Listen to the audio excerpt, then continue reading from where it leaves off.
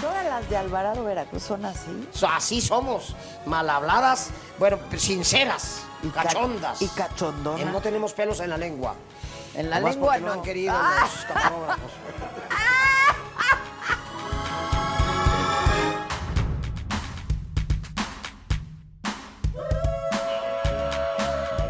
Thank you so much, Julia. I'm willing. I'm looking forward to looking and being with you in person. Maybe soon that can happen.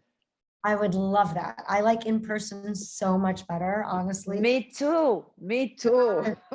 This whole thing, it's not humanity. I don't know. What I mean, I've been working my whole life, more than 35 years on TV, but it's not the same, you know, like when we are this one-on-one thing, it's something else.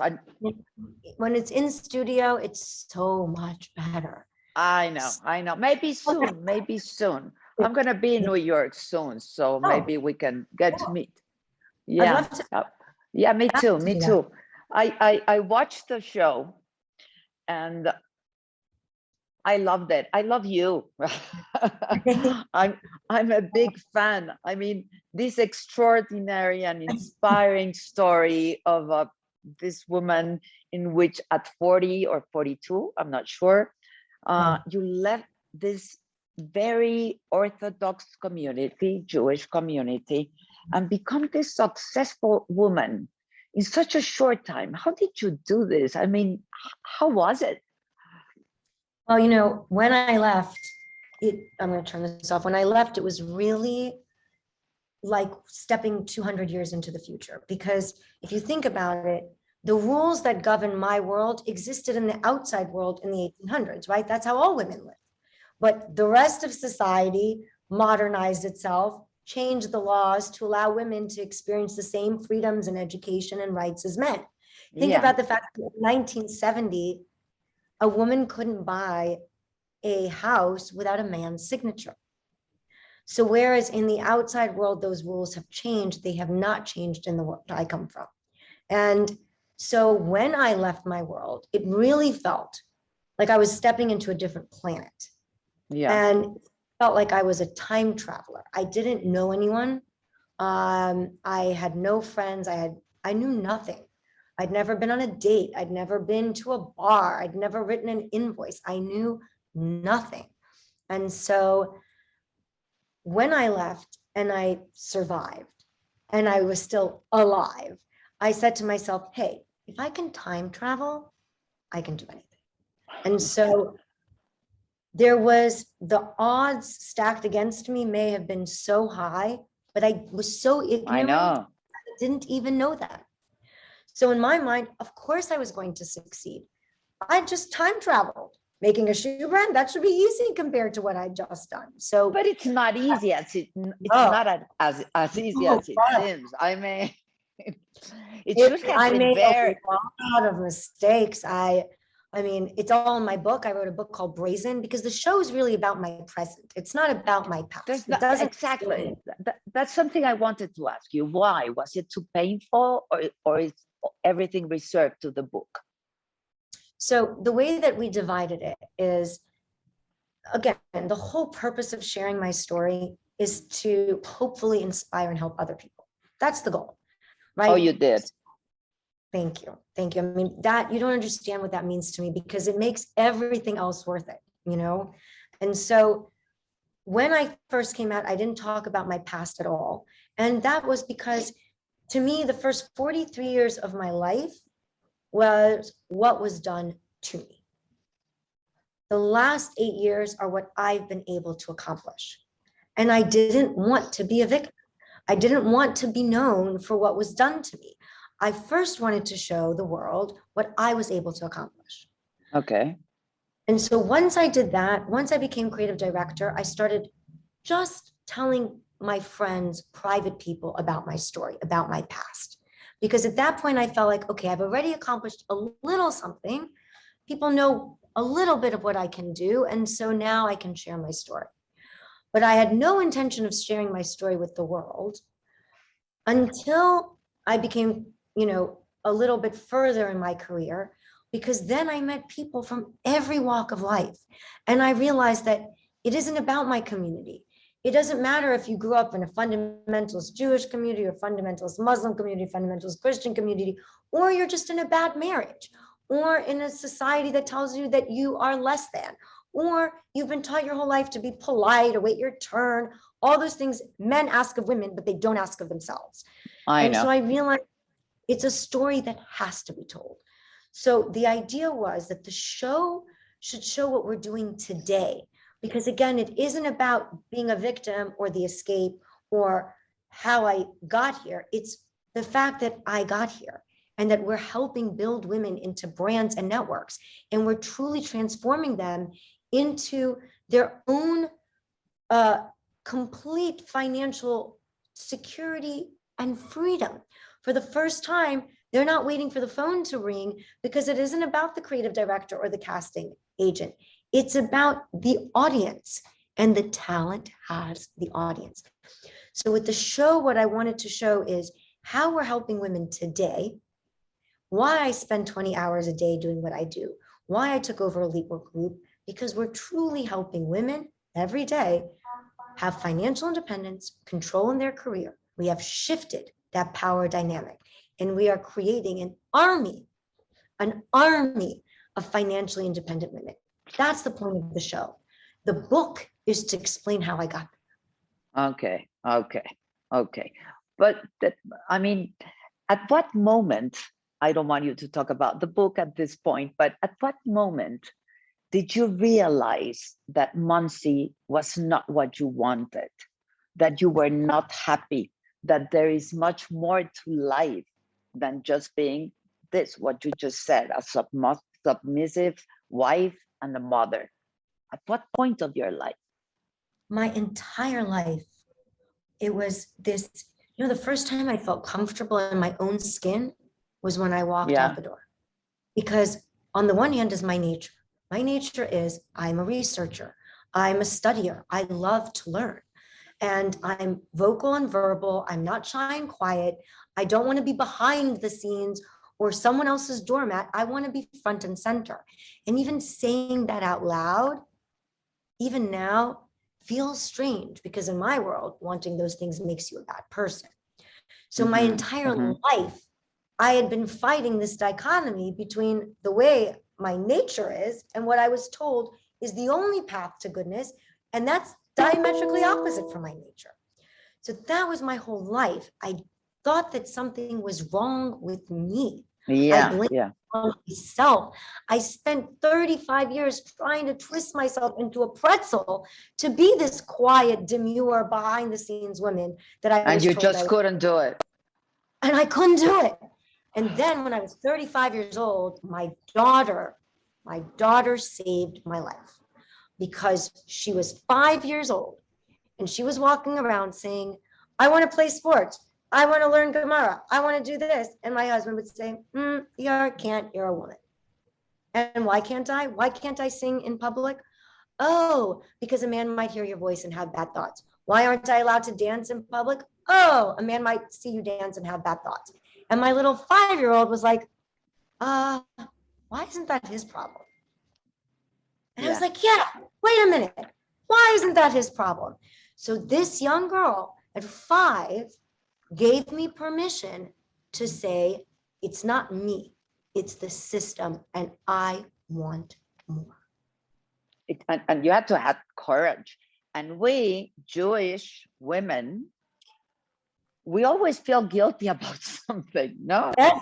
About everything. About everything. I mean, I was raised Jewish, but I've always been very critic about Orthodox religion, no? The Orthodox religion. Exactly. And let's make that distinction, because I like traditions. I like, It's not about religion. It isn't about Judaism. It's a fundamentalism, and the same rules that kept me imprisoned keep every woman in a fundamentalist religion or community or neighborhood or country imprisoned. And we know that. There's Afghanistan right now, and women in Afghanistan right now. So how did you manage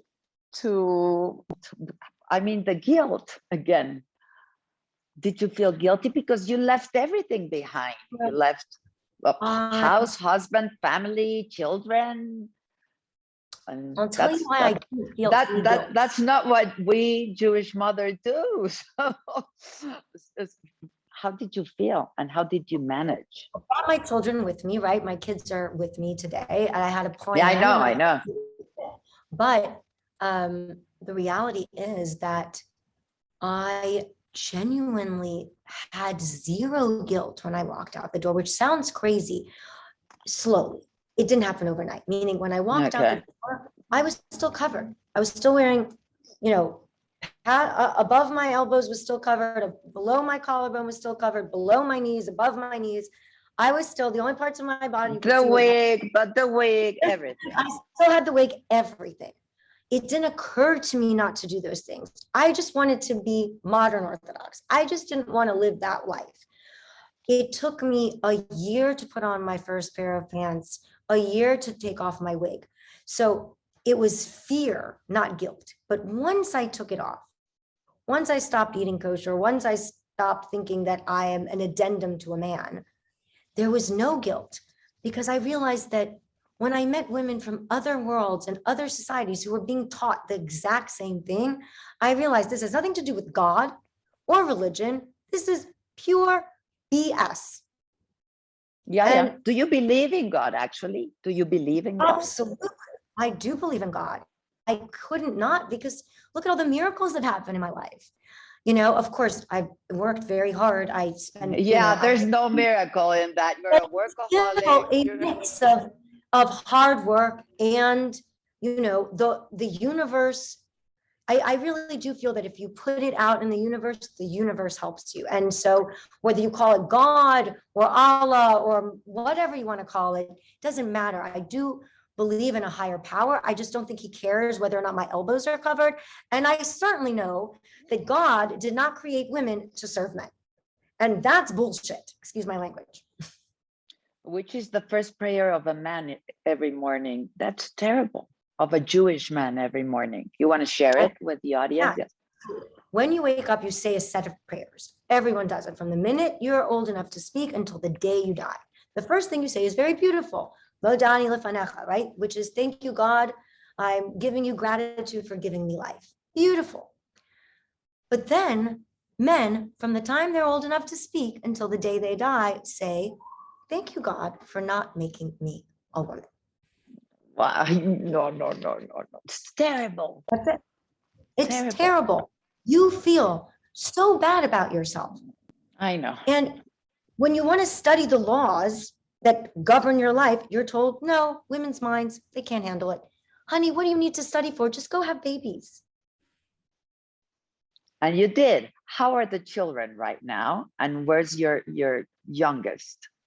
Still with his dad? No, I mean, as you see, my ex and I co-parent very beautifully. You have an extraordinary ex-husband. He's lovely. And see, that's the thing. Like when I came out, people said, oh, it's easy to blame it on a person. Because if you blame it on a person, you don't have to change laws and you don't need to fix something in the society. The reality is he's a wonderful person, a lovely person. I hated my marriage, not because I was married to a bad guy, because he's a great guy. I hated my marriage because I didn't choose him. And because he was taught, he was just as much a victim as I was. He was taught that it's his job to be my policeman. Right? You're talking too much. Julia, don't speak with men. Julia, go sit over there. Cover your knees, cover your elbow. Don't talk, don't read, don't learn. It was don't, no. But not because of him, but because it was what he was taught was his job as my husband. And the minute he left fundamentalism, because he's moved out of that community too. Oh, he's really? not there. Right? No, he sold his house. He's out. When did he leave? So he's actually, I'm giving a piece of news that I don't think I have told yet to anyone. Today is his wedding day. He's getting married to show. And he is moving to Teaneck, New Jersey, this wonderful modern Orthodox community where women are treated just like men, and they're educated and they go to college, and it's a beautiful place. And he's out. He left. He's gone, baby. Wow, and he's happy. Years, Chapeau, but chapeau, mamacita. Do you he speak called any? me last week and he told me, Julia, I really want to thank you. My life is so much better. Wow. Now, the show has been very controversial. Everybody talks about Julia Haart. Did you expect that? Did you expect that? Did you expect that response? Well, I hoped that it would engender conversation and change. Because to me, change doesn't come from anger. There's no anger in my heart. I mean, you see it in my face. I can see that. Yeah. Even in the show, you're always happy. You never lose your temper. I mean, I also work like 20 hours a day, but I do lose my temper. And we never see you lose yours. I really do. I love people. I love the people in my community. I genuinely do. There's no anger in my heart, and I don't think there are any villains. My goal was to change the rules, because the rules have been changed in the outside world. Think about the fact that if we go back 100 years ago, we all lived this way. All women lived this way. And so did those changes happen because women stayed silent? No. You had those women who went out, put themselves in the public eye and said, this needs to change. And they spoke for all women, even the women who didn't want any change, even for the women who didn't care about change, but because it would help those women's daughters. So when you think about the fact that in 1920, when the vote was given to women in America, only 8 million people went to vote. There were over 50 million women in the country at the time. But their daughters did, and their daughters' daughters have. And that's what it's about. It's about, it isn't done through anger or misery or hatred. It's done to change the laws that are unjust so that our daughters and our granddaughters will demand more than what we have. But do you think this will happen? Do you see this happening anytime soon? Because I'm just a stubborn woman. I'm just going to keep talking until something changes. Okay. Is there anything you rescue from your 40-something years in that community? What do you cherish? What do you cherish from those years there? So many beautiful things in that community. For example, gratitude. I think gratitude is something that in the outside world we don't have enough of. I think we have this kind of feeling that everything is coming to us and everything should be handed to us on a silver platter, and we should just all have whatever we want. That's not how it works. And I think having gratitude, saying thank you, being appreciative, and recognizing that when someone does something good for you, it's not that it's coming to you. You should have the courtesy to say, wow, thank you. So I think gratitude is something that's very important that I learned there. And family and community and living for something better than yourself. I think those are beautiful lessons that all religions teach us. And you still observe any Jewish law?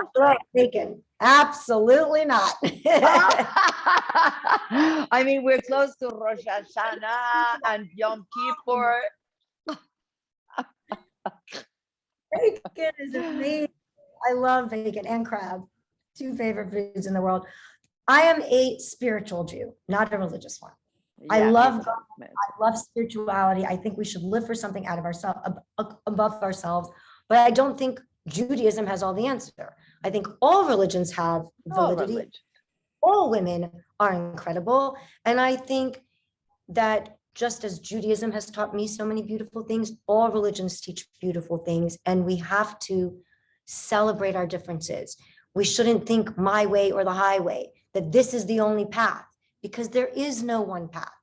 Give us the tools to choose our own path. That's all I'm asking. Now, you lived there for 42 years. Do you believe happiness is possible there? Absolutely. I mean, isn't a Are people happiness. really fulfilled and happy? Not only women, but children, but men. You never watch them smiling, you know, or laughing, or. I think the way you need to look at it is that look at the 1800s, right? As we said, all the rules that applied in my world applied to the rest of the world a couple hundred years ago. So do you think every woman was unhappy? No, of course not. Because being a wife and a mother is fulfilling, right? You feel that you do have a purpose in life. And for plenty of women, that was enough. But why the world changed, why these laws changed, is for plenty of other women, it's not enough. And so what we want to do is, even for the women, it's not a happiness contest, right? Okay. It's equal or not? Is it fair or not? For those women who aren't happy, why can't they have more? And even for the women who are happy, they're happy because that's the way they were brought up. Just like people in the 1800s were happy. I'm sure if you walked around in the 1800s, if they were happy, most of them would have said yes. It isn't about happiness. It's about giving you an opportunity to have more so that you'll be happier with more. But, yeah, I know, but maybe you agree with me, because it happens everywhere, that maybe they don't know that there's something else. They don't know the outside world, and maybe, I don't know, the outside world probably is not for everyone. I don't know, but maybe they don't have the options. They don't know there's something else outside. That's why it's exactly right. That's why in the 1800s, they didn't know that there was that you could be a female CEO. You could live on your own. You could support yourself. You could buy your own house. And so it didn't occur to them to be unhappy that they didn't have that. That's the world I grew up in. There's enough there that you make peace and make do, and you don't realize that you could have that and so much more, so much more. Yeah, you can have everything. I mean, no, I mean, yeah, it's saying that is bad in my world. Why should you want more? You should anything. You should disappear as a person and just be the floor mat for someone else to become great. Yeah. Is there no fiction in the show, Julia? It's reality. Reality TV is what I always call it, reality on steroids, right? Yeah. So for example, the vibrator, it's not like I walk around all day talking about vibrators. So of course, you know, there's things that get more extreme because, you know, it's a show. But of course, I am very into women knowing their own bodies, being comfortable with their sexuality, and experimenting and understanding their own bodies. You know what I like the most? That, I mean, you had a life of deep thoughts, and you have, I mean, they're still there, no? Because I mean, you lived a life of thoughts, prayer, observation, and then your life is full of glamour, maybe for many people, even frivolity. But literally, you went from long sleeves to lingerie, right? So, but you haven't lose that other part, and that's, I mean, that's what I like the most about yourself and your personality.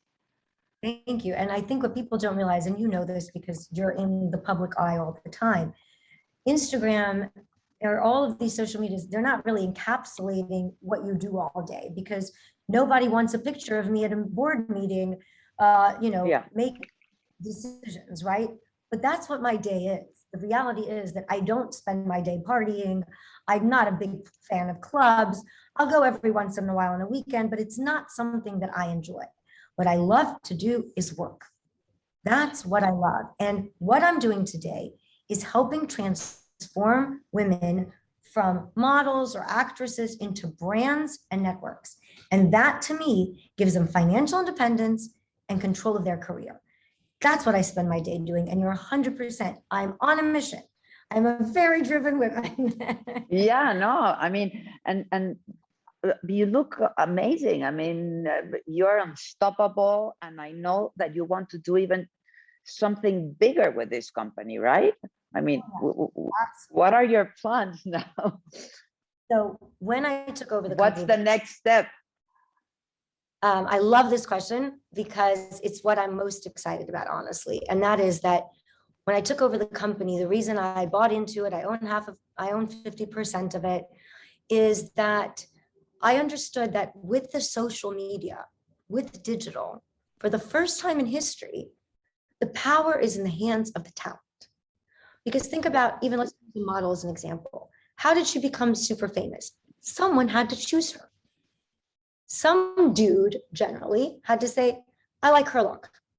It was not in her hand. But with the advent of social media, the audience isn't with the magazines anymore. It's with the talent. People want to talk directly to the Kendall Jenners and Jasmine Sanders of the world, right? So what that enables me to do is put the power in their hands, give them longevity in the career. When they're in the public eye, use that time to help them show who they are, not just what they do. So that when they're 50 or 60, they're still out there. They still have a career. They're still making money. They have financial independence, and they'll never have to ask permission. And that's what I spend all day doing, is we have transformed ourselves into a media conglomerate, and we keep on bringing more talent to help as many women as we can create this army of financially independent women. Wow. And you know what you're very good at also? At making people happy.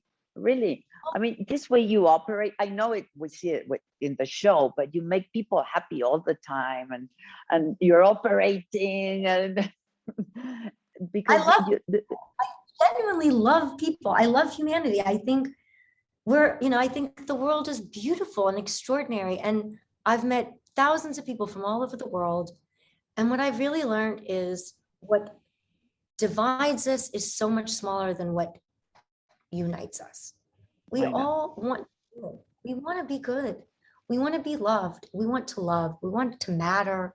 We want to leave our mark on the world and make the world a better place. People are wonderful. You just have to open your heart and mind and not hide away and think that you have all the answers or your way of life is the only way of life, because that's wrong. When is the book coming out? In March. We have a date? March?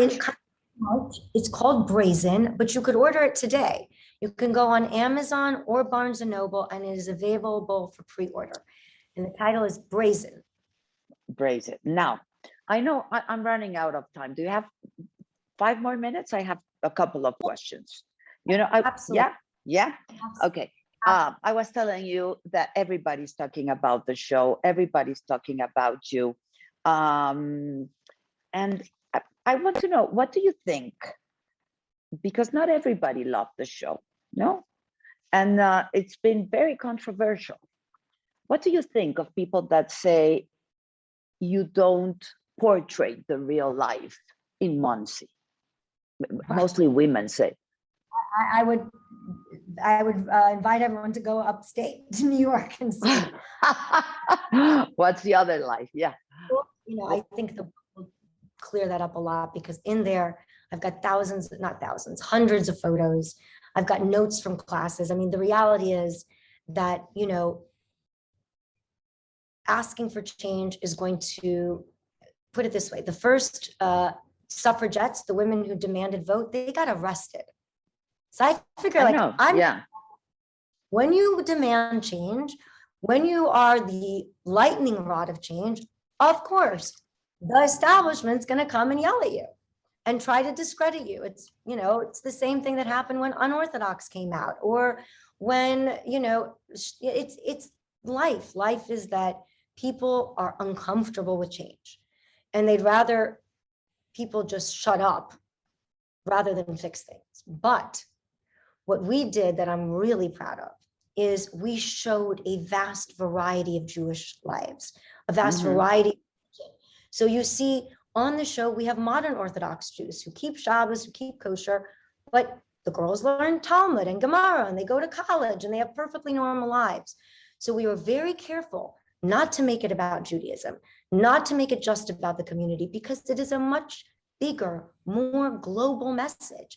It's about fundamentalism anywhere in the world. And I think there's been so many books written about my world, other worlds that are very fundamentalist. you can't hide the truth. That's the facts, you know. And yes, of course, these are very isolated communities, so they don't want people to know what's going on. But it's the only way we're going to make change is to talk about it, not from anger or from hatred or from any desire to hurt, from love, and saying it isn't any person's fault. This system needs to change. The laws need. True. It is true. It is true. Julia Haart, is always so nice to finally get to talk to you and to meet you probably soon, you know, in person. I would love that. You know, we'll have, you know, our team connect us and you come for dinner, lunch. I'd love to meet you. I would love to. I would love to. Really. I have a place also in New York, and maybe, yeah, we'll get together and we can meet each other and the family. And you have a wonderful husband also. I mean, I think also luck has played in your side. Mix of miracle and hard work. You know, it's like you put it out in the universe, and if you're so determined and you don't let anything stand in your way, the universe helps you. Yeah. Well, everybody, you have to watch this show. Thank you so much, Julia. Thank you. See you soon. Thank you very much. Bye.